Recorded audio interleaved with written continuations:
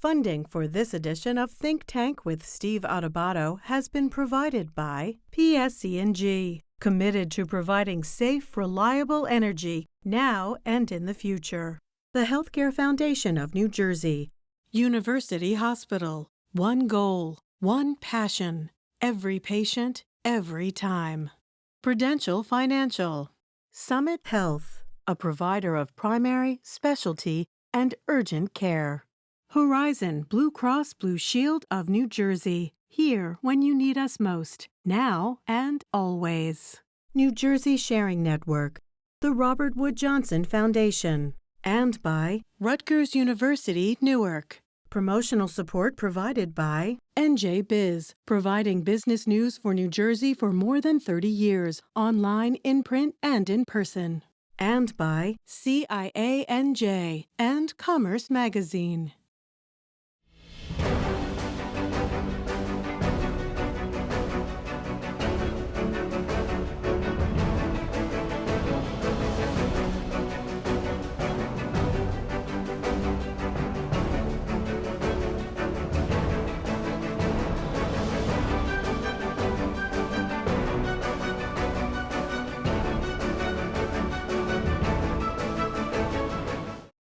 I'm Steve Adubato. This is Think Tank. That is Nicole Swenarton, our co-host and executive producer. Nicole, let's talk about this show today.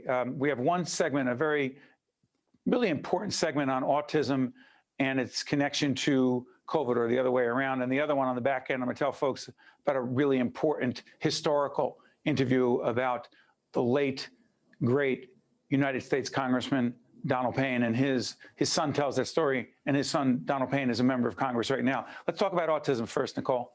Sure. So we start out with being joined by Michele Adubato, the CEO of the North Ward Center, and also the founder of the Center for Autism. My sister? Yes. That's not a title. That just happens to be a fact. Go ahead. It's still a title. Then we have Suzanne Buchanan, Executive Director of Autism New Jersey, and Nadine Wright-Arbubakrr, who's the head of Nassan's Place. And they, all three of them, talk all about the impact that COVID has had on the autism community and what that community really needs support-wise moving forward. And by the way, Nadine talks about Nassan's Place. Nassan is her son, who I believe is 16. I think that's right.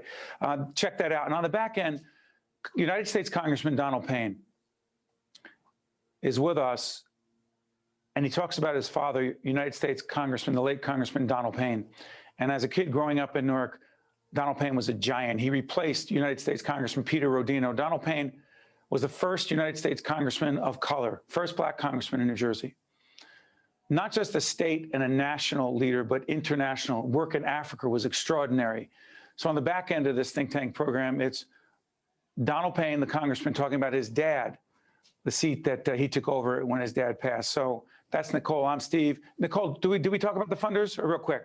We'll thank our funders real quick. We'd love to thank the Healthcare Foundation of New Jersey, University Hospital, PSE&G, and Horizon Blue Cross Blue Shield of New Jersey. Well said. Nicole, Steve, Think Tank, check it out. Hi, I'm Steve Adubato. We're going to have a compelling, important, and very relevant conversation about autism, the autism community, and the impact of COVID. We're honored to be joined by Michele Adubato, is the CEO of the North Ward Center and the founder of the Center for Autism, and yes, my sister, Michele Adubato. Dr. Suzanne Buchanan, not my sister. She's the Executive Director of Autism New Jersey. And finally, Nadine Wright-Arbubakrr, who is the founder and president of Nassan's Place. I want to thank you all for joining us. Michele, let's jump right into this. You have been dealing with the autism community for over 2 decades, correct? Yeah, close to 3. Put this in perspective. The greatest challenge or challenges facing the autism community since March of 2020 are? First of all, let's just go back for just a second, and then we'll talk about the challenge, because the number one thing that happened to our autism community is that we were shut down. And in an instant, people whose lives were based in routine and structure just went away. The mental health impact of that and the physical impact of that and just moving around was extraordinary for our community of people with autism. So one of the challenges, I think the greatest challenge is, how have we navigated that? in our community, because many of our community programs have been shut down, rightly so, by the state of New Jersey, because it's just too dangerous to open. We're changing that now. So I think that the major challenge has been how do we reopen and how do we bring back that daily routine that is so important for our community of people with autism. Nadine, let me ask you this. Nassan's place, you've been with us before. Make it clear, put in context. Nassan. Nassan's life as Michele. Hello, Michele. Nassan's your son. He's my son. His life, as Michele said, was turned upside down. Children were taken out of their routine. Regression started to happen. It was very challenging to get him back into some type of routine, being home and not being able to get up in the morning, go to the bus or his transportation, go to school and come home. It was very challenging, and it continues to be even more challenging for a lot of our families as we continue to cope and deal with the COVID-19 pandemic. Suzanne, you know what's interesting to me? I mean, we're taping this on the 22nd of April. It'll be seen after. I mean, 14 months plus into this pandemic. I don't remember one compelling, detailed, substantive, long-form news report on the impact of COVID on the autism community. We in the media have fallen woefully short, have we not? I think there's been some coverage, and it's been very not enough. No, not enough, but there have been some reports, and I think it's also a symptom of the pandemic itself, where we all kind of mentally and physically went into a lockdown survival mode. And unfortunately, people with disabilities, especially those with intellectual disabilities, sometimes go into the shadows in those times. And that's what's happened here. I think the number one concern, obviously for everyone, but particularly for people with autism, has been health and safety, because many individuals with autism and intellectual disability don't understand what a virus is. They don't understand the risks. They still might not wear masks. They still may touch their face and touch other people and stand too close. And so the things that, we all picked up pretty quickly have taken months, if not, some individuals still haven't learned these things. So they're, obviously greater risk for COVID infection because of the, the kind of the educational and day program type structures that they need, where they need individuals close to them, sometimes for physical prompting to get through activities. They're just at much greater risk overall. So Michele, help us on this, because those of us who have children who are not on the autism spectrum listen to our kids talk about how challenging it is to, quote, learn remotely, teachers teaching remotely. What are the challenges facing those on the autism spectrum of a certain age who are in school, quote unquote, learning remotely? Well, I don't think that it goes into just one category, because I've heard varying stories. Yes, I'll give you an example. My grandson, who's 4 years old, who's diagnosed at 2, mild autism. Forget it with virtual. We tried virtual preschool, and he's like, I'm not having it. So we were able to do some other things for him. I think the younger the more advanced autism is, I think it's more of a struggle. I have heard from other parents, from people falling on the Asperger's end of autism, that said this has been their greatest year. How about that? Really? Yeah, it was. Because it was one-on-one attention, and there was no socialization. How about, so like they didn't have to be, looking at, who's looking at me, I'm not being played with in the recess time, and all those other things went out the window. Now, I'm not saying that that's the overriding story, but I don't think it can be really put just into one category. There are different experiences. I would say it's been very difficult for everyone. But I don't think it was a complete number one, like it didn't work, but certainly it's not the solution. We need to get back in person. Nadine, let me ask you, for Nassan, be more specific. What has it been like? He wasn't having it, just like Michelle's grandson wasn't having it. How old is Nassan? Nassan is 16 years old. Okay. He's nonverbal. Nassan is on the lower end of the autism spectrum. So he's not that kid that understands ABC 1, 2, 3. So it was a huge challenge and it did not work for us. And it's not a one size fit all, where some families it works for and some kids it don't. I mean, I got calls from some of our families that the kids were throwing the Chromebooks because they felt like they were being forced to sit in front of something that they're not accustomed to doing. But for Nassan, it definitely was not workable for us at all. I got to tell you, though, a big thank you and shout out to New Jersey Regional Day, which Michele was at the helms for many years. She was the principal there. Right. They did a phenomenal job in reaching out and working with me as a parent to make sure that Nassan continued to get his needs met, from speech to OT to actually doing some of the daily living skills that he needed and some of the educational needs. But I was very fortunate in this instance because Nassan also gets outside ABA, and we did not miss a beat. Through COVID, he's continued to get his 20 hours of service. Thank God my ABA therapist lived around the corner.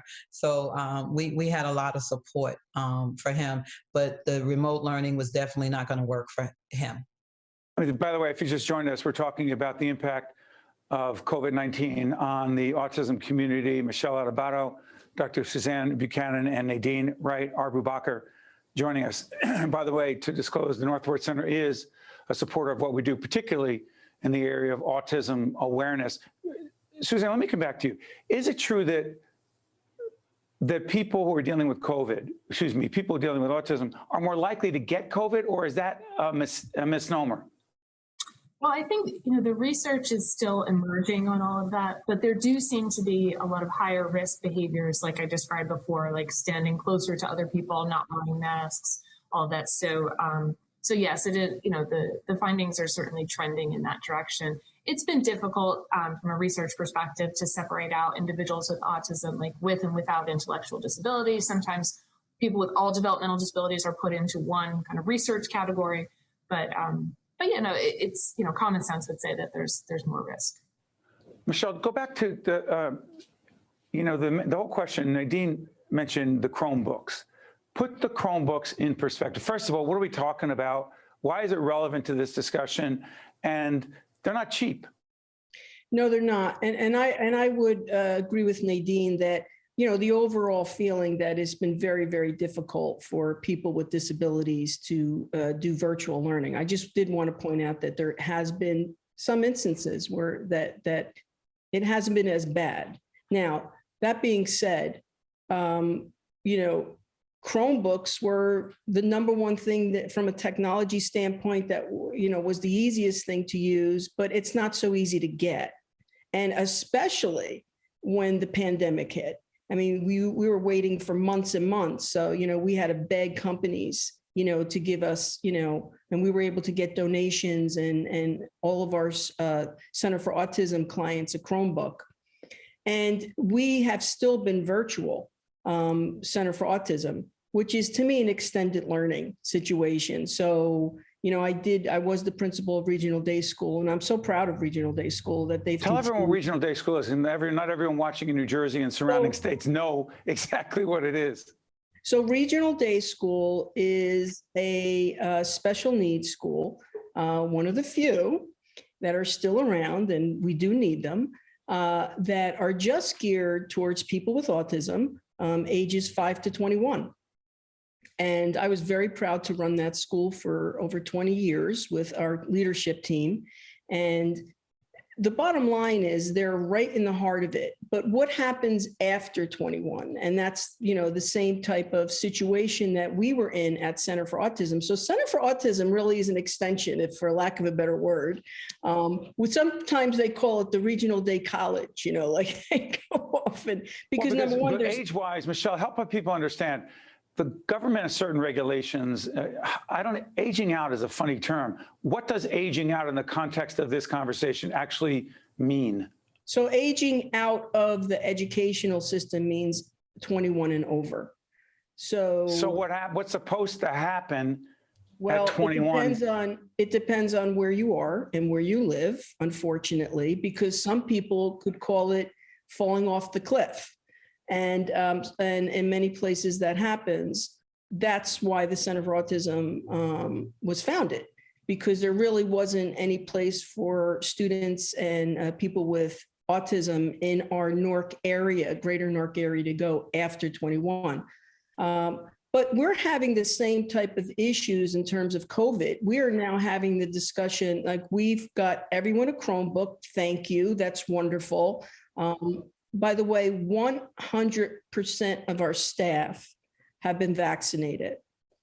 This pandemic has shown this in our community. We are so interdependent upon each other that you can't solely make a decision. And I think people need to understand this. When we make a decision whether to vaccinate or not, okay, we're not just making a decision for ourselves. We're making, I can give an example. We cannot open, and we want to open. We cannot open Center for Autism right now. You can't. As we tape, you can't. We cannot. Michele, There's a time Just issue today, here. So I know, Michele, Suzanne, there's been a change. just today, the State Just Division of today. Developmental Disabilities issued updated reopening guidelines that allows programs to open, but uses the COVID index to determine the capacity. Okay. And if you're in an urban, here's the deal, ready? If you're in an urban area, it's not good because we're on that higher end color. And you are there, you're in an urban area. And we're orange, red. Okay, and let me ask you, Nadine, what happens, this is so interesting. For you, what is the message you would want to send to those watching right now on public television, other platforms, but primarily public broadcasting, who are not dealing directly with having a family member on the autism spectrum, but are empathetic and want to care? What could they do? How could they be helpful? Just to piggyback off of Michele again, Chromebooks was a hot commodity for a lot of our families. We were not ready for the pandemic. I think that it gave us a wake-up call for our school districts and our communities, because my thought process is that, first of all, we were behind the technology hardball, so to speak, because when this pandemic happened, there should have been a Chromebook in each of those schools that should have come home with those children when the pandemic hit. And who should have provided them? I think the school districts have an obligation, and they should have provided one, because each and every student should have had one. And unfortunately, in some urban inner cities, they fell short, and children with special needs were kind of left out of the loop. Nassan's Place was in the midst of ensuring that we got as many Chromebooks out as we possibly could. And we're a small nonprofit, grassroots. You know, I'm so thankful for the donations that came in, because not only did we have to get Chromebooks, you now had to realize these children were taken out of their day-to-day school settings. Parents didn't have the same items that the school districts had for their children. So we had to buy sensory items to get into some of those homes so that those children had some type of normalcy. Those who could do the remote learning, we provided trampolines, we provided sensory items, we provided balls, we provided chairs, we provided desks that made it comfortable. We did whatever we could. But nonprofits led that.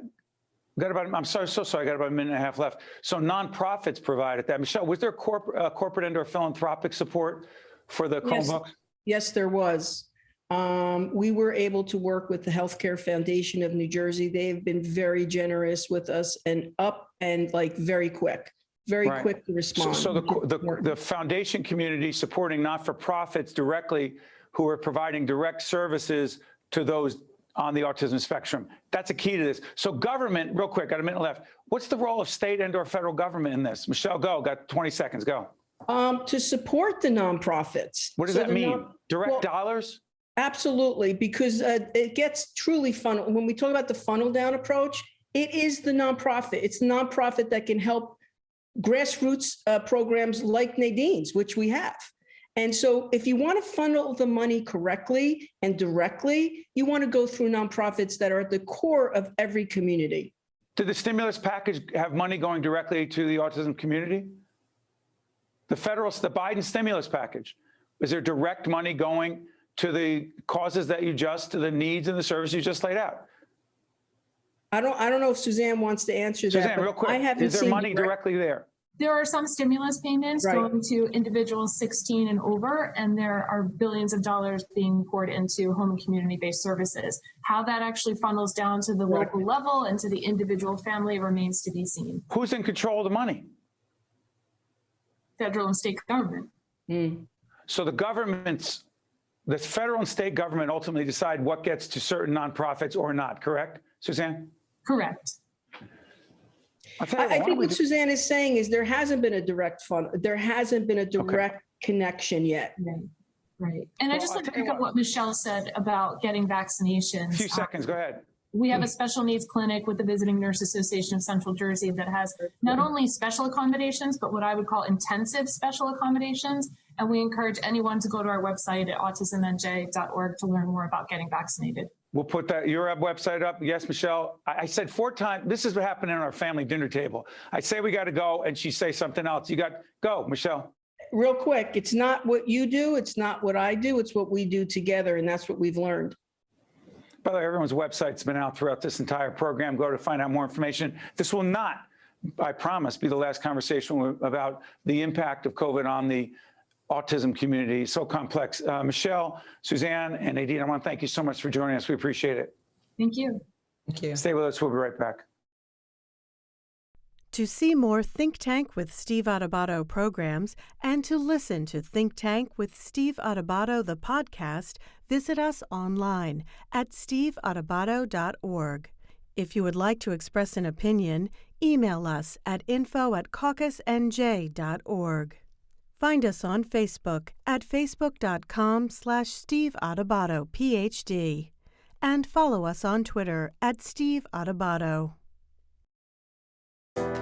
I'm Miles, and this is what I work for. To be my best for them and for me, in body and in mind. I need a health insurer that helps me get the care I need for both, that has mental health professionals that I can talk to when I need to, because when I feel strong and secure, so do they. This is my life, and this is how Horizon Blue Cross Blue Shield of New Jersey works for me. We're honored to be joined by United States Congressman Donald Payne, Jr., the 10th Congressional District. Congressman, good to see you. Good to see you. This is part of a special series we're doing that honors African-American leaders, not only in the state of New Jersey, but across the nation, some of whom are still with us, some are gone but not forgotten, if you will. And one of them, and I said this to the congressman in a previous interview, at the top of that list is his dad, his late father, United States Congressman Donald Payne. I'm going to get this right, Donald Payne, Sr., the first African-American to represent the state of New Jersey in the United States Congress. Correct, Congressman? Yes, that's correct. Chairman of the Congressional Black Caucus from 1995 to 97. He expanded educational opportunities, making college more affordable through the College Opportunity Act in 1991, Urban Schools America Act in 1993. Let me ask you this, as we show some pictures of you and your dad. Why, first of all, he replaced an icon in the United States Congressman Peter W. Rodino, who chaired the Watergate impeachment proceedings against disgraced President Richard Nixon. Your dad becoming a member of Congress in New Jersey, so important for so many reasons. What did it mean to you, Congressman? Well, Steve, it was quite an accomplishment for a man that had worked so hard for people all of his life. You mentioned that he was the first African-American congressman from the state of New Jersey. He was also the first African-American to preside over the presidency of the YMCAs of the Americas. And he was the youngest at 33, I believe he was. Yep. And so, I mean, he just had a natural care about people and making their lives better. So I was able to watch this process that he originally thought about running in 1972. He finally decided to run in 1980. That's right. And he was unsuccessful. And he then ran again in 86. once again was unsuccessful. But in 1988, he was able to win.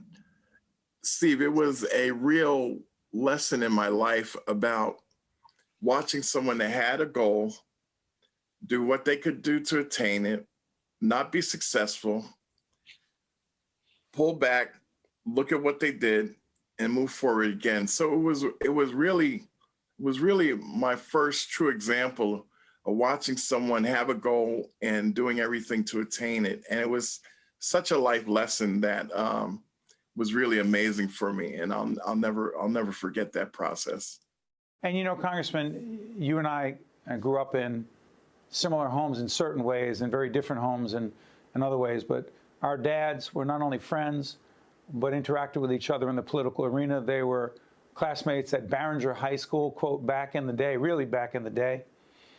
And I used to hear about your dad in our home all the time, and the kind of campaign he ran again and again to win that congressional seat, and the kind of congressman he was. What I'm curious about, from your perspective, is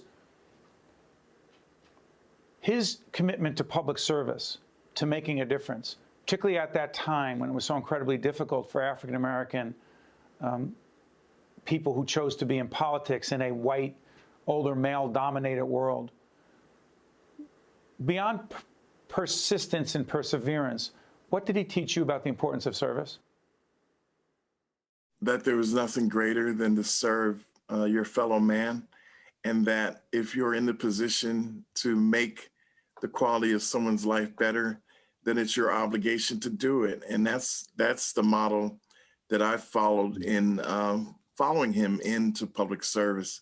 He was such a great role model, Steve, that why wouldn't I want to try to be like him and do the things that I saw him do? Because I saw the outcomes. I saw the difference that it made in people's lives. And so I just wanted to try to continue to do those things that I saw him do, because I know what it has meant to different people. And the people that, you know, on his passing came up to me, and the stories that they shared with me was just, you know, so rewarding, and, you know, just really gave me a consoling feeling at a time where I was very devastated. During that time, Steve, when he passed, you know, you naturally receive condolence letters from, you know, dignitaries and people all over the world for him because of his work. I got a letter from the president of South Sudan. And he was very involved in Africa, very involved in that region, very much so. And it really epitomized, for me in a nutshell, the work that he had done and what he meant to people. You know, you got the normal, you know, my apologies, sorry to say. And then his PS was, if it was not for your father, my country would not exist. And that really kind of wrapped it up in a nutshell for me. Congressman Donald Payne, Sr., a giant in Congress, in New Jersey, and the nation. I want to thank you so much, Congressman, not just for your service, but also sharing your perspective on your father and the great impact he's had on so many. Thank you, Congressman. Thank you. I'm Steve Adubato. We thank you so much for watching. We'll see you next time. To watch more Think Tank with Steve Adubato, find us online and follow us on social media. Think Tank with Steve Adubato has been a production of the Caucus Educational Corporation. Funding has been provided by PSC&G, the Healthcare Foundation of New Jersey, University Hospital, Prudential Financial, Summit Health, Horizon Blue Cross Blue Shield of New Jersey, New Jersey Sharing Network, the Robert Wood Johnson Foundation, and by Rutgers University, Newark. Promotional support provided by NJ Biz and by CIANJ and Commerce Magazine. I'm Miles, and this is what I work for. To be my best for them And for me, in body and in mind. I need a health insurer that helps me get the care I need for both. That has mental health professionals that I can talk to when I need to. Because when I feel strong and secure, so do they. This is my life. And this is how Horizon Blue Cross Blue Shield of New Jersey works for me.